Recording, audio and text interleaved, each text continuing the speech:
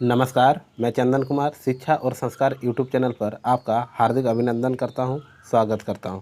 दोस्तों, हम लोग यूजीसी नेट जेआरएफ पाठ्यक्रम में लगे। अगर आपका विषय हिंदी है तो आप देखेंगे हिंदी पाठ्यक्रम के अंतर्गत यूनिट 7 में हिंदी कहानी लगी हुई है, जिसमें से हम लोग 7 कहानी पढ़ चुके हैं। आज जो पढ़ेंगे अमृतसर आ गया, जो कि 8वां कहानी है और इसके लेखक भीष्म साहनी है। इसकी अगर प्रकाशन की बात किया जाए तो 1973 है और इसमें 1973 इसकी प्रकाशन वर्ष है। और इसमें बात किया गया है भारत और पाकिस्तान की जो विभाजन होती है उसमें अपनों का जो खो देने का डर होता है, उस डर को दिखाया गया है। और कहा गया है कि अमृतसर आ गया है, इसका शीर्षक है इस कहानी का। और बड़ा ही मार्मिक कहानी है, आप पढ़ेंगे तो बहुत ही अच्छा लगेगा। कहानी में अंत तक बने रहेंगे। मैं एक एक लाइन यानी एक एक पंक्ति को अच्छे से पढ़ूंगा, आप लोग ध्यानपूर्वक केवल सुनेंगे। बाकी साथ ही साथ अगर आपके पास ये पीडीएफ नहीं है तो आप पीडीएफ मंगवा लें और आप भी या तो पीडीएफ के रूप में या तो किताब के रूप में, जो भी है आप पढ़िए। इस कहानी को बार बार पढ़िए, जिससे क्या होगा कि आपके दिमाग में ये चलने लगेगा और इससे प्रश्न जितने भी पूछे जाएंगे आप आसानी से उसका उत्तर दे पाएंगे। इसके अलावा शिक्षा और संस्कार से जुड़े रहने के लिए आपका बहुत बहुत धन्यवाद। अगर आप देखेंगे शिक्षा और संस्कार यूट्यूब चैनल पर तो एक प्लेलिस्ट बनी हुई है, जिसमें से यूजीसी नेट जेआरएफ हिंदी कहानी है, इम्पोर्टेंट नोटिस है, हिंदी निबंध है, गद्य विधाएँ हैं, पद्य विधाएँ हैं। इसके अलावा बहुत कुछ है जो कि फ्री ऑफ कॉस्ट, बिना किसी लागत के, बिना किसी मूल्य के आप पढ़ सकते हैं। निःशुल्क क्लासेस हैं, है ना। आप आइए, इस चैनल से जुड़िए और इसका लाभ उठाइए। इसके अलावा अगर हम लोग बात करें कि कहानी के अंतर्गत हम लोगों ने क्या क्या पढ़ चुका है, तो चंद्रदेव से मेरी बातें, दुलाई वाली, एक टोकरी भर मिट्टी, कानों में कंगना, राजा निर्बसियाँ, पिता परिंदे, ये 7 कहानी हम लोगों ने देख चुका है। आज 8वां कहानी पढ़ेंगे, अमृतसर आ गया है ना। तो क्या कहानी का नाम है? अमृतसर आ गया है, भीष्म साहनी, प्रकाशन वर्ष 1973, याद रखेंगे। भारत और पाकिस्तान विभाजन के दौरान अपनों का खो जाने का डर, अपनों से बिछड़ जाने का डर इसमें दिखाया गया है ना। चलिए वीडियो में अंत तक बने रहेंगे। क्या है क्या नहीं वो तो जानेंगे कहानी के अंत में। अमृतसर आ गया है, जैसा कि नाम है, शीर्षक है, अमृतसर आ गया है। भीष्म साहनी द्वारा रचित है, भीष्म साहनी द्वारा लिखी गई कहानी है। पहला पंक्ति है कि गाड़ी के डिब्बे में बहुत मुसाफिर नहीं थे। मेरे सामने वाले सीट पर बैठे सरदार जी देर से मुझे लाम के किस्से सुना रहे थे, है ना। वह लाम के दिनों में बर्मा की लड़ाई में भाग ले चुके थे और बात बात पर खी खी करके हंसते और गोरे फौजियों की खिल्ला उड़ाते रहे थे। डिब्बों में 3 पठान व्यापारी भी थी। उनमें से एक हरे रंग की पोशाक पहने ऊपर वाली बर्थ पर लेटा हुआ था। वह आदमी बड़ा हंसमुख था और बड़ी देर से मेरे साथ वाली सीट पर बैठे एक दुबले से बाबू के साथ उसका मजाक चल रहा था। वह दुबला बाबू पेशावर का रहने वाला जान पड़ता था, क्योंकि किसी किसी वक्त वे आपस में पश्तो एक भाषा है, पश्तो में बातें करने लगते थे। मेरे सामने दाईं और कोने में एक बुढ़िया मुँह सिर ढांपे बैठी थी और देर से माला जप रही थी। यह कुछ लोग रहे होंगे, संभव है 2-1 और मुसाफिर भी रहे हों, पर वे स्पष्टतः मुझे याद नहीं। गाड़ी धीमी रफ्तार से चली जा रही थी और गाड़ी में बैठे मुसाफिर बतिया रहे थे और बाहर गेहूं के खेतों में हल्की हल्की लहरियां उठ रही थी। और मैं मन ही मन बड़ा खुश था, क्योंकि मैं दिल्ली में होने वाला स्वतंत्रता दिवस समारोह देखने जा रहा था। उन दिनों के बारे में सोचता हूँ तो लगता है हम किसी झुटपटे में जी रहे हैं। शायद समय बीत जाने पर अतीत का सारा व्यापार ही झुटपुटे में बीता जान पड़ता है। ज्यों ज्यों भविष्य के पट खुलते जाते हैं, यह झुटपुटा और भी गहरा होता चला जाता है। उन्हीं दिनों पाकिस्तान के बनाए जाने का ऐलान किया गया था और लोग तरह तरह के अनुमान लगे थे कि भविष्य में जीवन की रूपरेखा कैसी होगी, पर किसी की भी कल्पना बहुत दूर तक नहीं जा पाती थी। मेरे सामने बैठे सरदार जी बार बार मुझसे पूछ रहे थे कि पाकिस्तान बन जाने पर जिन्ना साहिब बम्बई में ही रहेंगे या पाकिस्तान में जाकर बस जाएंगे। और मेरा हर बार यही जवाब होता था, बम्बई क्यों छोड़ेंगे, पाकिस्तान में आते जाते रहेंगे। बम्बई छोड़ देने में क्या तुक है, मतलब क्या मतलब है। लाहौर और गुरदासपुर के बारे में भी अनुमान लगाए जा रहे थे कि कौन सा शहर किस ओर जाएगा। मिल बैठने के ढंग में, गपशप में, हंसी मजाक में कोई विशेष अंतर नहीं आया था। कुछ लोग अपने घर छोड़ कर जा रहे थे, जबकि अन्य लोग उनका मजाक उड़ा रहे थे। कोई नहीं जानता था कि कौन सा कदम ठीक होगा और कौन सा गलत। एक और पाकिस्तान बन जाने का जोश था तो दूसरी ओर हिंदुस्तान के आज़ाद हो जाने का जोश। जगह जगह दंगे भी हो रहे थे और यौम-ए-आज़ादी की तैयारियां भी चल रही थी। इस पृष्ठभूमि में लगता देश आज़ाद हो जाने पर दंगे अपने आप बंद हो जाएंगे। वातावरण में इस झुटपुट में आज़ादी की सुनहरी धूल से उड़ रही थी और साथ ही साथ अनिश्चय भी डोल रहा था। और इसी अनिश्चय की स्थिति में किसी किसी वक्त भावी रिश्तों की रूपरेखा झलक दे रह जाती थी। शायद जेहलम का स्टेशन पीछे छूट चुका था जब ऊपर वाली बर्थ पर बैठे पठान ने एक पोटली खोल ली और उसमें से उबला हुआ मांस और नान रोटी के टुकड़े निकाल कर अपने साथियों को देने लगा। फिर वह हंसी मजाक के बीच मेरी बगल में बैठे बाबू की ओर भी नान का टुकड़ा और मांस की बोटी बढ़ाकर खाने का आग्रह करने लगा था। का ले बाबू, ताकत आएगी, खा ले बाबू, है ना, ताकत आएगी। वो कह रहे थे कि खा ले बाबू, ताकत आएगी। आम जैसे हो जाएगा, यानी मौजूद हो जाएंगे। बीवी भी तेरे साथ खुश रहेगी, यानी खुश रहेंगी। यानी ख का उच्चारण लोग क के साथ करते थे। काले दाल को तू दाल खाता है, या मतलब खाता है, इसलिए दुबला है। डिब्बे में लोग हंसने लगे थे। बाबू ने पश्तो में कुछ जवाब दिया और फिर मुस्कुराता सिर हिलाता रहा। इस पर उस दूसरे पठान ने हंसकर कहा, ओ जालिम, हमारे हाथ से नहीं लेता है तो अपने हाथ से उठा ले। खुदा कसम, बकरे का गोश्त ए, और किसी चीज़ का नहीं। ऊपर बैठा पठान चहक कर बोला, ओ खंजीर के तुम इधर, तुम्हें कौन देखता है? हम तेरी बीवी को नहीं बोलेगा। ओ तू हमारे साथ बोटी तोड़, हम तेरे साथ दाल पिएगा, है ना। ये भाषा पश्तो भाषा में बात कर रहे थे आपस में। इस पर कहा उठा पर दुबला पतला बाबू हंसता सिर हिलाता रहा और कभी कभी दो शब्द पश्तो में भी कह देता, ओ कितना बुरा बात है, आम खाता ए, तू हमारा मुंह देखता है। सभी पठान मग्न थे। यह इसलिए नहीं लेता कि तुमने हाथ नहीं धोए, स्थूलकाय सरदार जी बोले और बोलते ही खी खी करने लगे। अदलेटी मुद्रा में बैठे सरदार जी आधी तोंद सीट के नीचे लटक रही थी। तुम अभी सोकर उठे हो और उठते ही पोटली खोलकर खाने लग गए हो, इसलिए बाबूजी तुम्हारे हाथ से नहीं लेते और कोई बात नहीं। और सरदार जी ने मेरी ओर देखकर आंख मारी और फिर खी खी करने लगे। मांस नहीं खाता ए बाबू, तो जाओ जानना डब्बे में बैठो, इधर क्या करता है? फिर कहकर उठा। डिब्बे में और भी अनेक मुसाफिर थे, लेकिन पुराने मुसाफिर यही थे जो सफ़र शुरू होने में गाड़ी में बैठे थे। बाकी मुसाफिर उतरते चढ़ते रहते थे। पुराने मुसाफिर होने के नाते उनमें एक तरह की बेतकल्फ़ी आ गई थी।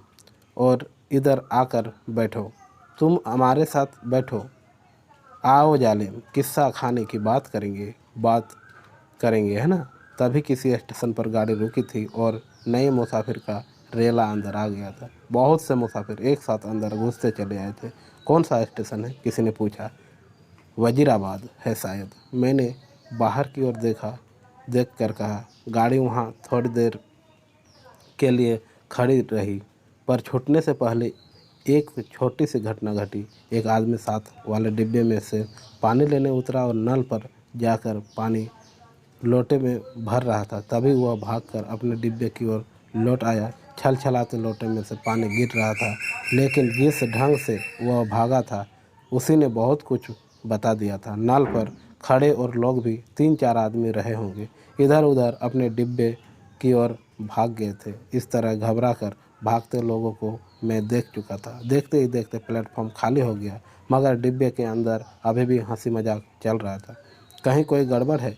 मेरे पास बैठे दुबले बाबू ने कहा। कहीं कुछ था, लेकिन क्या था कोई भी स्पष्ट नहीं जानता था। मैं अनेक दंगे देख चुका था, इसलिए वातावरण में होने वाली छोटी सी तब्दील को भी भांप गया था। भागते व्यक्ति, खटाक से बंद होते दरवाजे, घरों की छतों पर खड़े लोग, चुप्पी और सन्नाटा सभी दंगों के चिन्ह थे। तभी पिछले दरवाजे की ओर से जो प्लेटफॉर्म की ओर न खुल कर दूसरी ओर खुलता था। हल्का सा शोर हुआ, कोई मुसाफिर अंदर घुसना चाह रहा था। कहाँ घुस आ रहा है? नहीं है जगह। बोल दिया जगह नहीं है, किसी ने कहा। बंद करो भी दरवाज़ा, यूं ही मुंह उठाए घुसे आते हो। आवाज़ें आ रही थी। जितनी देर कोई मुसाफिर डिब्बे में बाहर खड़ा अंदर आने की चेष्टा करता रहे, अंदर बैठे मुसाफिर उसका विरोध करते रहते हैं। पर एक डिब्बे जैसे तैसे वह अंदर आ जा जाए तो विरोधी खत्म हो जाता है और वह मुसाफिर जल्दी ही डिब्बे की दुनिया का निवासी बन जाता है और अगले स्टेशन पर वही सबसे पहले बाहर खड़े मुसाफिर पर चिल्लाने लगता है, नहीं है जगह, अगले डिब्बे में जाओ, घुसे आते हैं। दरवाजे पर शोर बढ़ता जा रहा था। तभी मैले कुचले कपड़ों और लटकती मूँछों वाला एक आदमी दरवाजे में से अंदर घुसता दिखाई दिया। चिकट मैले कपड़े, जरूर कहीं हलवाई की दुकान करता होगा। वह लोगों की शिकायतों, आवाज़ों की ओर ध्यान दिए बिना दरवाजे की ओर घूमकर बड़ा सा काले रंग का संदूक अंदर की ओर घसीटने लगा। आ जाओ, आ जाओ, तुम भी चढ़ जाओ, वह अपने पीछे किसी से कहे जा रहा था। तभी दरवाजे में एक पतली सूखी सी औरत नजर आई। उससे पीछे 16-17 वर्ष की सांवली सी एक लड़की अंदर आ गई। लोग अभी भी चिल्लाए जा रहे थे, सरदार जी, कुल्लों के बैल उठकर बैठना पड़ा, है ना। कुल्लों के बल पर क्या करना पड़ा? बैठना पड़ा। बंद करो जी दरवाज़ा, बिना पूछे चढ़े आते हैं। आपने बाप का घर समझ रखा है क्या? मत घुसने दो जी। क्या करते हो? धकेल दो पीछे। और लोग भी चिल्ला रहे थे। वह आदमी अपना सामान अंदर घसीटे जा रहा था और उसकी पत्नी और बेटी संडास के दरवाजे के साथ लग रहे खड़े थे और कोई डिब्बा नहीं मिला। औरत जात को भी यहाँ उठा लाया है। वह आदमी पसीने से तर था और हाँफता हुआ सामान अंदर घसीटे जा रहा था। संदूक के बाद रस्सियाँ से बंदी खाट की पट्टियाँ अंदर खींचने लगा। टिकट है जो मेरे पास, मैं बेटिकट नहीं हूँ। इस पर डिब्बे में बैठे बहुत से लोग चुप हो गए, पर बर्थ पर बैठा पठान उचक कर बोला, निकल जाओ, इधर से देखता नहीं ए, इधर जगह नहीं है। और पठान ने आव देखा नताव आगे बढ़कर ऊपर से ही उस मुसाफिर के लात जमा दी। पर लात उस आदमी को लगने के बजाय उसकी पत्नी के कलेजे में लगी और वही हाय हाय करते बैठ गए, है ना। आगे है, उस आदमी के पास मुसाफिरों के साथ उलझने के लिए वक्त नहीं था। वह बराबर अपना सामान अंदर घसीटे जा रहा था, पर डिब्बे में मौन छा गया था। खाट की पटिया के बाद बड़ी बड़ी गठरियाँ आई। इस पर ऊपर बैठे पठान की सहन क्षमता चूक गई थी। निकालो इसे, कौन है ये? वह चिल्लाया। इस पर दूसरे पठान ने, जो नीचे की ओर सीट पर बैठा था, उस आदमी का संदूक दरवाजे में से नीचे धकेल दिया। जहाँ लाल वर्दी वाला एक कुली खड़ा सामान अंदर पहुंचा रहा था, उसकी पत्नी के चोट लगने पर कुछ मुसाफिर चुप हो गए थे। केवल कोने में बैठो बुढ़िया करलाए जा रही थी। ए नेक बक तो बैठने दो, आ जा बेटी, तू मेरे पास आ जा, जैसे तैसे सफ़र काट लेंगे। छोड़ो बेजालिमो, बैठने दो, अभी आधा सामान ही अंदर आ पाया होगा। सब सहसा गाड़ी सरकने लगी। छूट गया, सामान छूट गया। वह आदमी बहवास सा होकर चिल्लाया, पिताजी, सामान छूट गया। संडास के दरवाजे के पास खड़ी लड़की सिर से पांव तक कांप रही थी और चिल्लाई जा रही थी, उतरो नीचे, उतरो। वह आदमी हड़बड़ा कर चिल्लाया और आगे बढ़कर खाट की पट्टियाँ और गठरियाँ बाहर फेंकते हुए उसके पीछे उसकी व्याकुल बेटी और फिर उसकी पत्नी कलेजे को दोनों हाथों से दबाए हाय हाय करती नीचे उतर गई। बहुत बुरा किया, तुम लोगों ने बहुत बुरा किया, बुढ़िया ऊंचा ऊंचा बोल रही थी। तुम्हारे दिल में दर्द मर गया है क्या? छोटी सी बच्ची उसके साथ थी। बेरहमो, तुमने बहुत बुरा किया है, धक्के देकर उतार दिया है। गाड़ी सुने प्लेटफॉर्म को लांघती आगे बढ़ गई। डिब्बे में व्याकुल सी चुप्पी छा गई। बुढ़िया ने बोलना बंद कर दिया था। पठानों का विरोध कर पाने की हिम्मत नहीं हुई। तभी मेरे बगल में बैठे दुबले बाबू ने मेरे बाबू पर हाथ रख कर कहा, आग है, देखो आग लगी है। गाड़ी प्लेटफॉर्म छोड़कर आगे निकल आई थी और शहर पीछे छूट रहा था। तभी शहर की ओर से उठते धुएं के बादल और उनमें लपलपाती आग से शोले नज़र आने लगे। दंगा हुआ है, स्टेशन पर भी लोग भाग रहे थे, कहीं दंगा हुआ, शहर में आग लगी थी। बात डिब्बे भर में मुसाफिरों को पता चल गई और वे लपक लपक कर खिड़कियों में से आग का दृश्य देखने लगा। जब गाड़ी शहर छोड़कर आगे बढ़ गई तो डिब्बे में सन्नाटा छा गया। मैंने घूमकर डिब्बे के अंदर देखा, दुबले बाबू का चेहरा पीला पड़ गया था और माथे पर पसीने की परत किसी मुर्दे के माथे की तरह चमक रही थी। मुझे लगा जैसे अपनी अपनी जगह बैठे सभी मुसाफिरों ने अपने आसपास बैठे लोगों का जायज़ा ले लिया है। सरदार जी उठकर मेरी सीट पर आ बैठे। नीचे वाली सीट पर बैठा पठान उठा और अपने दो साथी पठानों के साथ ऊपर वाली बर्थ पर चढ़ गया। यही क्रिया शायद रेलगाड़ी के अन्य डिब्बों में भी चल रही थी। डिब्बे में तनाव आ गया, लोगों ने बतियाना बंद कर दिया। तीनों के तीनों पठान ऊपर वाले बर्थ पर एक साथ बैठे चुपचाप नीचे की ओर देखने जा रहे थे। सभी मुसाफिर को आंखें पहले से ज़्यादा खुली ज़्यादा संकित सी लगी। यही स्थिति संभवतः गाड़ी के सभी डिब्बों में व्याप्त हो रही थी। कौन सा स्टेशन था यह, डिब्बे में किसी ने पूछा। वजीराबाद, किसी ने उत्तर दिया। जवाब मिलने पर डिब्बे में एक और प्रतिक्रिया हुई। पठानों के मन का तनाव फौरन ढीला पड़ गया, जबकि हिंदू सिख मुसाफिर की चुप्पी और ज़्यादा गहरी हो गई। एक पठान ने अपनी वास्कट की जेब में से नस्वर की डिब्बियाँ निकाली और नाक में नस्वार चढ़ाने लगा। अन्य पठान भी अपनी अपनी डिब्बियाँ निकाल कर नस्वार चढ़ाने लगा। बुढ़िया बराबर माला जपे जा रही थी। किसी किसी वक्त उसके बुदबुदाते होंठ नजर आते थे। माफ़ कीजिएगा, लगता उनमें से कोई खोखली सी आवाज़ निकल रही है। अगले स्टेशन पर जब गाड़ी रुकी तो वहाँ भी सन्नाटा था। कोई परिंदा तक नहीं फड़क रहा था। हाँ, एक भिजती पीठ पर पानी की मसाकल लादे प्लेटफॉर्म लांघ कर आया और मुसाफिरों को पानी पिलाने लगा। लो पियो पानी। औरतों के डिब्बे में से औरतों और बच्चों के अनेक हाथ बाहर निकल आए थे। बहुत मार काट हुई है, बहुत लोग मरे हैं। लगता वह इस मार काट में अकेला पुण्य कमाने चला आया है। गाड़ी सरकी तो सहसा खिड़कियों के पल्ले चढ़ाए जाने लगे। दूर दूर तक पहियों की गड़गड़ाहट के साथ खिड़कियों के पल्ले चढ़ाने की आवाज़ आने लगी। किसी अज्ञात आशंकावश दुबला बाबू मेरे पास वाली सीट पर से उठा और दो सीटों के बीच फर्श पर लेट गया। उसका चेहरा अभी भी मूर्ति जैसा पीला हो रहा था। इस पर बर्थ पर बैठा पठान उसकी ठिठोली करने लगा। ओ बेंगेरात, तुम मर्द एक की औरत है, सीट पर से उठकर नीचे लेटता है, तुम मर्द के नाम को बदनाम करता है।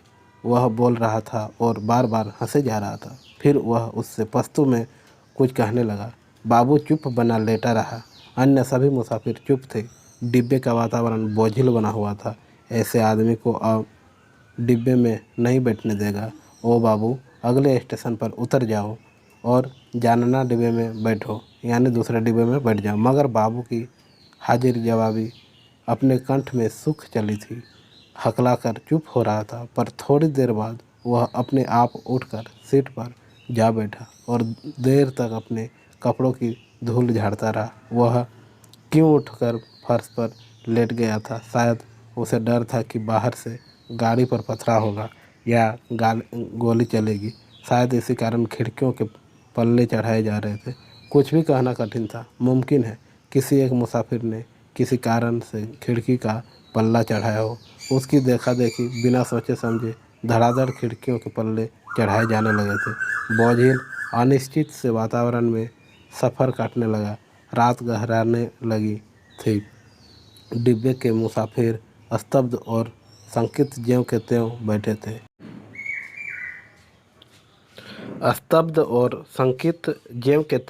थे। कभी गाड़ी की रफ्तार सहसा टूटकर धीमी पड़ जाती थी तो लोग एक दूसरे की ओर देखने लगते। कभी रास्ते में ही रुक जाती तो डिब्बे के अंदर का सन्नाटा और भी गहरा हो उठता। केवल पठान निश्चित बैठे थे। हाँ, उन्होंने भी बतियाना छोड़ दिया था, क्योंकि उनकी बातचीत में कोई भी शामिल होने वाला नहीं था। धीरे धीरे पठान ऊँघने लगे, जबकि अन्य मुसाफिर फटी फटी आंखों से शून्य में देखे जा रहे थे। बुढ़िया मुंह सिर लपेटे टांगे सीट पर चढ़ाए बैठा बैठा सो गई थी। ऊपर वाली बर्थ पर एक पठान ने अधलेटे ही कुर्ते की जेब में से काले मनकों की तस्बीह निकाल ली और उसे धीरे धीरे हाथ में चलाने लगा। खिड़की के बाहर आकाश में चांद निकल आया और चांदनी में बाहर की दुनिया और भी अनिश्चित और भी अधिक रहस्यमय हो उठी। किसी किसी वक्त दूर किसी और आग के शोले उठते नजर आते। कोई नगर जल रहा था। गाड़ी किसी वक्त चिंघाड़ती हुई आगे बढ़ती लगती, फिर किसी वक्त उसकी रफ्तार धीमी पड़ जाती और मसीले तक धीमी रफ्तार से ही चलती रहती। सहसा दुबला बाबू खिड़की में से बाहर देखकर ऊंची आवाज़ में बोला, हरबंसपुरा निकल गया है। उसकी आवाज़ में उत्तेजना थी। वह जैसे चीख कर बोला। डिब्बे के सभी लोग उसकी आवाज़ सुनकर चौंक गए। उसी वक्त डिब्बे के अधिकांश मुसाफिरों ने मानो उसकी आवाज़ को ही सुनकर करवट बदली। ओ बाबू, चिल्लाता क्यों है? तस्बीह वाला पठान चौंक कर बोला। इधर उतरेगा तुम, जंजीर खींचूं? और खी खी करके हंस दिया। जाहिर है वह हरबंसपुरा की स्थिति से अथवा उसके नाम से अनभिज्ञ था। बाबू ने कोई उत्तर नहीं दिया, केवल सिर हिला दिया और एक आध बार पठान की ओर देखकर फिर खिड़की के ओर बाहर झांकने लगा। डिब्बे डब्बे में फिर मौन छा गया।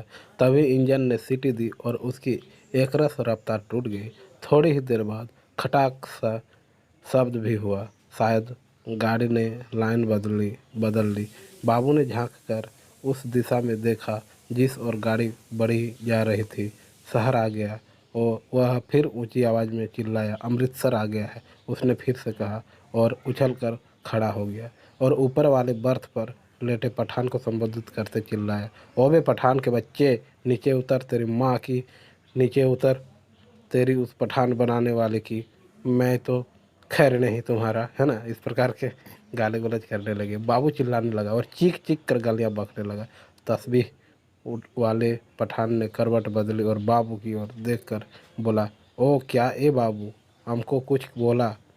बाबू को उत्तेजित देखकर अन्य मुसाफिर भी उठ बैठे। नीचे उतर, तेरी मैं हिंदू और औरत को लात मारता है, हरामजादे, तेरी उस। ओ बाबू, बकर बकर नहीं करो। ओ खजीर के तुख्म, गाली मत बको। हमने बोल दिया ना, हम तुम्हारा जबान खींच लेगा। गाली देता है मादर। इस प्रकार कहने लगा। बाबू चिल्लाया और उछलकर सीट पर चढ़ गया। वह सिर से पांव तक कांप रहा था। बस बस, सरदार जी बोले, यह लड़ने की वजह नहीं है, लड़ने की जगह नहीं है। थोड़ी देर का सफ़र बाकी है, आराम से बैठो। तेरी मैं लात न तोड़ूं तो कहना, गाड़ी तेरे बाप की है। बाबू चिल्लाया। ओ, हमने क्या बोला? सभी लोग उसको निकालता था, हमने भी निकाला। ये इधर हमको गाली देता है, हम इसका जबान खींच लेगा। बुढ़िया बीच में फिर बोली उठी, वे जिन जगहो आराम नाल बैठो, वे रब दिए बंदयो, कुछ होश करो। उसके होंठ किसी प्रेत की तरह फड़फड़ाया जा रहा था और उनमें से छिन्न सी फुसफुसाहट सुनाई दे रही थी। बाबू चिल्लाए जा रहा था। अपने घर में शेर बनता था। अब बोल, तेरी मैं उस पठान बनाने वाली की। तभी गाड़ी अमृतसर से प्लेटफॉर्म पर रुकी। प्लेटफॉर्म लोगों से खचाखच भरा था। प्लेटफॉर्म पर खड़े लोग झांक झांक कर डिब्बे के अंदर देखने लगे। बार बार लोग एक ही सवाल पूछ रहे थे, पीछे क्या हुआ है? कहाँ पर दंगा हुआ है? खचाखच भरे प्लेटफॉर्म पर शायद इसी बात की चर्चा चल रही थी कि पीछे क्या हुआ। प्लेटफॉर्म पर खड़े दो तीन खमचे वालों पर मुसाफिर टूट पड़े रहे थे। सभी को सहसा भूख और प्यास परेशान करने लगी थी। इसी दौरान 3-4 पठान हमारे डिब्बे के बाहर प्रकट हो गए और खिड़की में से झांक झांक कर अंदर देखने लगे। अपने पठान साथियों का नज़र पड़ते ही वे उनसे पश्तो में कुछ बोलने लगे। मैंने घूम कर देखा, बाबू डिब्बे में नहीं था। न जाने कब वह डिब्बे में से निकल गया था। मेरा माथा ठिनका। गुस्से में वो पागल हुआ जा रहा था, न जाने क्या कर बैठे। इस बीच डिब्बे के तीनों पठान अपनी अपनी गठरी उठाकर बाहर निकल गए और अपने पठान साथियों के साथ गाड़ी के अगले डिब्बे की ओर बढ़ गए। जो विभाजन पहले प्रत्येक डिब्बे के भीतर होता रहा था अब सारी गाड़ी के स्तर पर होने लगा था। खोमचे वालों के इर्द गिर्द भीड़ छंटने लगी। लोग अपने अपने डिब्बों में लौटने लगे। तभी सहसा एक ओर से मुझे वह बाबू आता दिखाई दिया। उसका चेहरा अभी भी बहुत पीला था और माथे पर बालों की लट झूल रही थी। नज़दीक पहुंचा तो मैंने देखा उसने अपने दाएं हाथ में लोहे की एक छड़ उठा रखी थी। जाने वह उसे कहाँ मिल गई थी। डिब्बे में घुसते समय उसने छड़ को अपनी पीठ के पीछे कर लिया और मेरे साथ वाली सीट पर बैठने से पहले उसने हौले से छड़ को सीट के नीचे सरका दिया।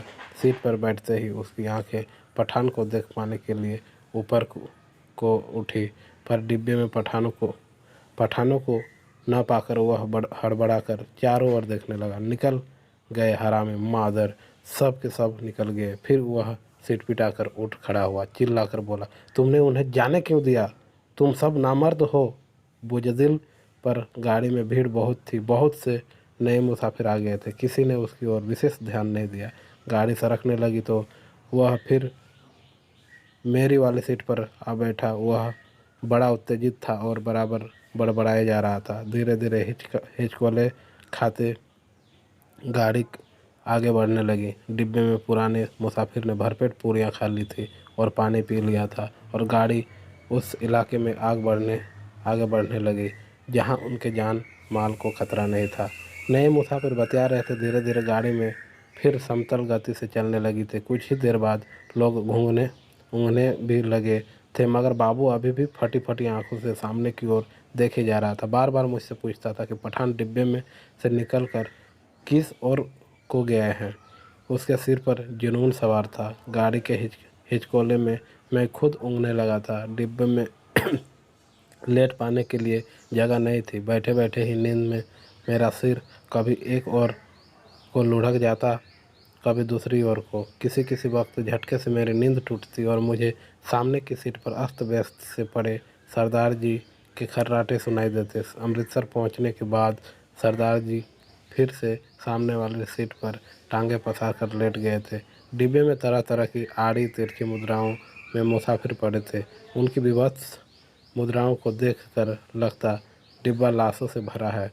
पास बैठे बाबू पर नज़र पड़ती तो कभी तो वह खिड़की के बाहर मुंह किए देख रहा होता, कभी दीवार से पीठ लगाए तन कर बैठा नजर आता। किसी किसी वक्त गाड़ी किसी स्टेशन पर रुकती तो पहियों की गड़गड़ाहट बंद होने पर निस्तब्धता सी छा जाती।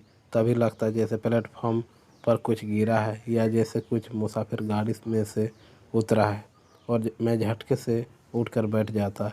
इसी तरह जब वह एक बार मेरी नींद टूटी तो गाड़ी की रफ्तार धीमी पड़ गई थी और डिब्बे में अंधेरा था। मैंने उस तरह अधलेटे खिड़की में से बाहर देखा। दूर पीछे की ओर किसी स्टेशन के सिग्नल के लाल कुमकुमे चमक रहे थे। स्पष्टतः गाड़ी कोई स्टेशन लांघ कर आई थी, पर अभी तक उसने रफ्तार नहीं पकड़ी थी। डिब्बे के बाहर मुझे धीमे से अस्फुट स्वर सुनाई दिए। दूर ही एक धूमिल सा काला पुंज नजर आया। नींद की खुमारी में मेरी आंखें कुछ देर तक उस पर लगी रही। फिर मैंने उसे समझ पाने का विचार छोड़ दिया। डिब्बे के अंदर अंधेरा था, बत्तियां बुझी हुई थी, लेकिन बाहर लगता था पौ फटने वाली है। मेरी पीठ पीछे डिब्बे के बाहर किसी चीज़ को खरोंचने की सी आवाज़ आई। मैंने दरवाजे की ओर घूम कर देखा। डिब्बे का दरवाज़ा बंद था। मुझे फिर से दरवाज़ा खरोंचने की आवाज़ सुनाई दी। फिर मैंने साफ साफ सुना लाठी से कोई डिब्बे का दरवाज़ा पटपटा रहा था। मैंने झांक कर खिड़की के बाहर देखा। सचमुच एक आदमी डिब्बे की 2 सीढ़ियों चढ़ आया था। उसके कंधे पर एक गठरी झूल रही थी और हाथ में लाठी थी और उसने बदरंग से कपड़े पहन रखे थे और उसके दाढ़ी भी थी। फिर मेरी नज़र बाहर नीचे की ओर आ गई। गाड़ी के साथ साथ एक औरत भागती चली आ रही थी, नंगे पांव, और उसने 2 गठरियाँ उठा रखी थी। बोझ के कारण उससे दौड़ा नहीं जा रहा था। डिब्बे के पायदान पर खड़ा आदमी बार बार उसकी ओर मुड़कर देख रहा था और हाँफता हुआ कहे जा रहा था, आ जा, आ तू भी चढ़, आ जा, आ। दरवाजे पर फिर से लाठी पटपटाने की आवाज़ आई। खोलो जी दरवाज़ा, खुदा के वास्ते दरवाज़ा खोलो। वह आदमी हाँफ रहा था। खुदा के लिए दरवाज़ा खोलो, मेरे साथ में औरत जात है, गाड़ी निकल जाएगी। सहसा मैंने देखा बाबू हड़बड़ा कर उठ खड़ा हुआ और दरवाजे के पास जाकर दरवाजे में लगे खिड़की में से मुंह बाहर निकाल कर बोला, कौन है? इधर जगह नहीं है। बाहर खड़ा आदमी फिर गिड़गिड़ाने लगा, खुदा के वास्ते दरवाज़ा खोलो, गाड़ी निकल जाएगी। और वह आदमी खिड़की में से अपना हाथ अंदर डालकर दरवाज़ा खोल पाने के लिए सिटकिनी टटोलने लगा। नहीं है जगह, बोल दिया ना, उतर जाओ गाड़ी पर से। बाबू चिल्लाया और उसी क्षण लपक कर दरवाज़ा खोल दिया। या अल्लाह! उस आदमी के अस्फुट से शब्द सुनाई दिए। दरवाज़ा खोलने पर जैसे उसने इत्मीनान की सांस ली हो। और उसी वक्त मैंने बाबू के हाथ में छड़ चमकते देखा। एक ही भरपूर वार बाबू ने उस मुसाफिर के सिर पर किया था। मैं देखते ही डर गया और मेरी टांगें लरच गई। मुझे लगा जैसे छड़ के वार पर का उस समय पर कोई असर नहीं हुआ। उसके दोनों हाथ अभी भी जोर से डंडहरे को पकड़े हुए थे। कंधे पर से लटकती गठरी खिसट कर उसकी कोहनी पर आ गई थी। तभी सहसा उसके चेहरे पर लहू की 2-3 धारें एक साथ फूट पड़ी। मुझे उसके खुले होंठ और चमकते दांत नजर आए। वह एक बार या अल्लाह बुदबुदाया, फिर उसके पैर लड़खड़ा गए। उसकी आंखों ने बाबू की ओर देखा, अधमुंदी सी आंखें जो धीरे धीरे सिकुड़ती जा रही थी, मानो उसे पहचानने की कोशिश कर रही हो कि वह कौन है और उससे किस अदावत का बदला ले रहा है। इस बीच अंधेरा कुछ और छन गया था। उसके होंठ फिर से फड़फड़ाए और उनसे सफ़ेद दांत फिर से झलक उठे। मुझे लगा जैसे वह मुस्कुराया है, पर वास्तव में केवल क्षय के लिए ही कारण होठों में बल पड़ने लगे थे।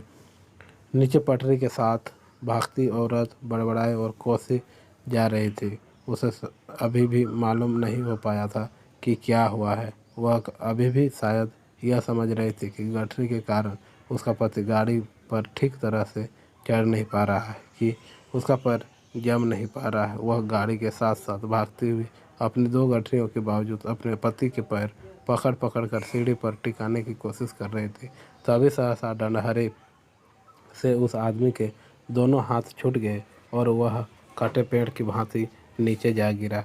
और उसने गिरते ही औरत ने भागना बंद कर दिया, मानो दोनों का सफ़र एक साथ ही खत्म हो गया हो। बाबू अभी भी मेरे निकट डिब्बे के खोले दरवाजे में बूथ का बूथ बना खड़ा था। लोहे की छड़ अभी भी उसके हाथ में थी। मुझे लगा जैसे वह छड़ को फेंक देना चाहता है लेकिन उसे फेंक नहीं पा रहा है। उसका हाथ जैसे उठ नहीं रहा था। मेरी सांस अभी भी फूल रही थी और डिब्बे के अंधियारे कोने में खिड़की के साथ सट कर बैठा उसकी और देखा जा रहा था। फिर वह आदमी खड़े खड़े हिला। किसी अज्ञात प्रेरणावश वह एक कदम आगे बढ़ आया और दरवाजे में से बाहर पीछे की ओर देखने लगा। गाड़ी आगे निकलती जा रही थी। दूर पटरी के किनारे अंधियारा पुंज सा नजर आ रहा था। बाबू का शरीर हरकत में आया। एक झटके में उसने छड़ को डिब्बे के बाहर फेंक दिया। फिर घूमकर डिब्बे के अंदर दाएं बाएं देखने लगा। सभी मुसाफिर सोए पड़े थे। मेरी और उसकी नज़र नहीं उठी। थोड़ी देर तक वह खड़ा डोलता रहा, फिर उसने घूम घूम कर दरवाज़ा बंद कर दिया। उसने ध्यान से अपने कपड़ों की ओर देखा, अपने दोनों हाथों की ओर देखा, फिर एक एक करके अपने दोनों हाथों को नाक के पास ले जाकर उन्हें सूंघा, मानो जानना चाहता हो कि उसके हाथों से खून की बू तो नहीं आ रही है। फिर वह दबे पांव चलता हुआ आया और मेरी बगल वाली सीट पर बैठ गया। धीरे धीरे झुटपुटा छंटने लगा। दिन खोलने लगा। साफ सुथरी सी रोशनी चारों ओर फैलने लगी। किसी ने जंजीर खींचकर गाड़ी को खड़ा नहीं किया था। छड़ खाकर गिरी। उसकी देह मीलों पीछे छूट गई थी। सामने गेहूं के खेतों में फिर से हल्की हल्की लहरियां उठने लगी थी। सरदार जी बदन खुजलाते हुए बैठे मेरे बगल में बैठा बाबू दोनों हाथ सिर के पीछे रखे सामने की ओर देखे जा रहे थे। रात भर में उसके चेहरे पर दाढ़ी के छोटे छोटे बाल उग आए थे। अपने सामने बैठा देखकर सरदार उसके साथ बतियाने लगा। बड़े जीवट वाले हो बाबू, दुबले पतले हो पर बड़े गुर्दे वाले हो। बड़ी हिम्मत दिखाई है। तुमसे डर कर ही वे पठान डिब्बे में से निकल गए। यहाँ बने रहते तो एक न एक की खोपड़ी तुम जरूर दुरुस्त कर देते। और सरदार जी हंसने लगे। बाबू जवाब में मुस्कुराया, एक विभत्स सी मुस्कान, और देर तक सरदार जी के चेहरे की ओर देखता रहा। इस प्रकार ये जो कहानी थी, अमृतसर आ गया है, मतलब किस प्रकार सफ़र हुआ, किस प्रकार मतलब आपस में किस प्रकार की देखे गए, कितने प्रकार की परेशानियाँ, एक यात्री को किस प्रकार परेशानी किया जाता है और उस वक्त क्या स्थिति थी, सारे स्थितियों को दर्शाया गया है। 1973 की बात है और भीष्म साहनी द्वारा ये लिखी गई कहानी आपको कैसी लगी कमेंट बॉक्स में अवश्य बताएं। वीडियो में अंत तक बने रहने के लिए आपका बहुत बहुत धन्यवाद।